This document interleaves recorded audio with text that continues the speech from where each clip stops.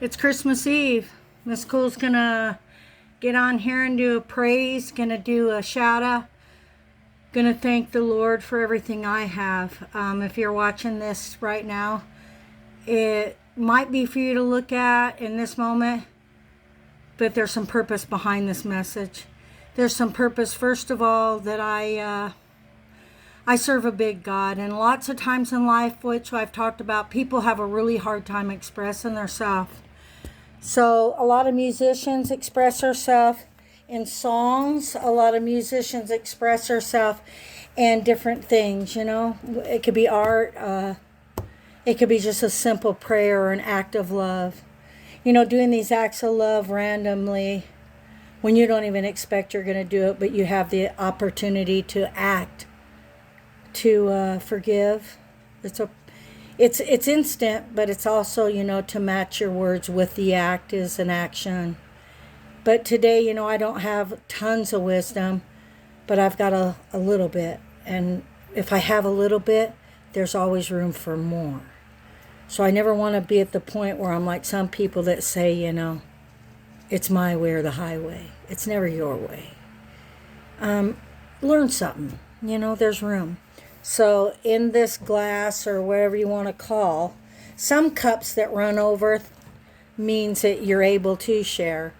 But some cups in learning must be empty to be filled. So you can't fill anything when you're in the presence of people that are know-it-alls. You ever been around them? I certainly have in my life. And so we want to just be able to keep learning. My shout out today is if you've ever been in a situation that someone has used you in front of somebody else to humiliate you. You ready for that? How are you going to react? You going to get out and walk away? Are you going to stuff those feelings and let them develop into aggression? That's why a lot of people say, you're passive aggressive. Could you not be passive aggressive, not being able to validate the person that you know that you could have? That was trying to talk to you and you had an opportunity to say, you know what, that was wrong and I want to let you know it. I'm sorry that that happened and I couldn't have done more in that situation. I'm sorry that I had to disrespect you in front of people that wanted me to disrespect you. Okay, they're kind of like groups and gangs, clusters, hate, you know, fests. One person has to step out of there. That one person that stepped out of there, it's a real big obvious, right? So if you see like a whole bunch of birds, right? Because it's one of my favorite things to do. I'll be like cruising down this road. I take these back roads over here in town.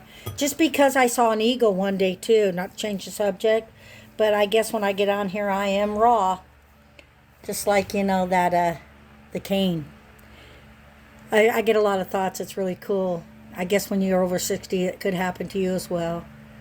Or call it mania, whatever you want. It's just a beautiful thing. I can focus when I'm on the canvas. But this eagle, I took this back road, and the sugar I'll go back to because we used to chew on them as a cane form. A lot of people in Hawaii do before they make the pure cane sugar from Hawaii. Yeah, I got so many things to talk about. You know when you're in the sugar and there's like a clump? My ex-husband, he goes, Pamela, that's when somebody hucks in it and spits. I'm like, whatever. Anyway, we used to chew on sugar cane. And back to what I was saying, because it's such a beautiful day, when I do a shout out, I'm like, I have a lot of things to cover, so I have to focus and I have to stay on track. And that's why I do art. Because when I'm in front of that canvas, it's a nice place to be because I can focus and just stay mellow. But sometimes in life, people can use you to humiliate you with someone else there. And the disrespect builds and resentment. And if you're in a situation where you need to, at that moment, be a referee, like with children, you could always say, hey, Johnny, you threw that rock at the neighbor's house. I caught you. You're lying, but God bless you. You told the truth. It was your rock. Let's go say we're sorry and see if we can fix it. Have I had to do that in my life with my boys? Yes, well, I had to. It's just when people have a situation and you lose respect for somebody, okay? When you lose respect for somebody, it's because you saw them do something that was something that wasn't in your morals or your boundaries. Yeah, so what we do is, how are they going to know it if you never tell them? So just tell them in a polite way, like you would a child, please and thank you. Open the door for people. You see this chivalry around, especially in this town. There's a lot of pretty good Storming Mormons. They always open the door for their gals. But are they going to keep doing that? That's the question. Is it going to be something that they're going to, are they going to refrain after, many years? Back to the subject I want to talk about. I want to talk to you about the love of Christ. Whether you believe or not, I do. He's brought me a long way. He didn't teach me how to swim to let me drown. And that's an old saying, isn't it? But those that pray together stay together. Those that aren't ashamed of him, he likes that. It's like being ashamed of a person that say, for example, if they don't dress right, or maybe they stink, or maybe they're not up to your approval. It could be a test. The Bible talks about angels too. It says, be careful and be aware that angels, you could be entertaining angels. Meaning that it's a test in life, how you're going to react to maybe someone that's homeless, maybe somebody that's got too much money, maybe a boss that's actually mean but wants an opportunity to be nice to you. I remember when I was a waitress, my boss, he was Greek. Oh my gosh, they have tempers. They really liked me. They saw that I worked really hard. I mean, I used to take a lot of tables because I had to make a lot of money. Because back in the day, I needed to make money. So I would, do pretty good. I made a little bit over 100 each shift, which was like 5 to 6 hours. And my boss was so smart. He knew some of us girls, we were hungry. We were running around, single parents or whatever have you. And he'd say, you need to eat first and then we'll put you on the floor. Now you could have all the soup and salad you wanted for free on the house. You could have say a turkey avocado sandwich, half price. I mean, he was a decent boss. You know why? Because when you're not hungry, you can do a better job. When you learn about life, you can think better. And if older people never shared anything with you, you can get mad about it and you can talk about it now. Okay? So if life treats you a way that you had to learn the hard way because you were stubborn, you were rebellious, you thought you could do it your way, if somebody like me can be alive to tell you today to just listen to someone, and even if you think they're wrong and you don't want to give them that time, let them plant a seed at you. Don't take it like they're preaching you or telling you something. Just let them, and when you walk away, I bet you learn something, and I bet the other person learns something. And together, guess what happens? A tree grows. Without dirt, a tree can't grow.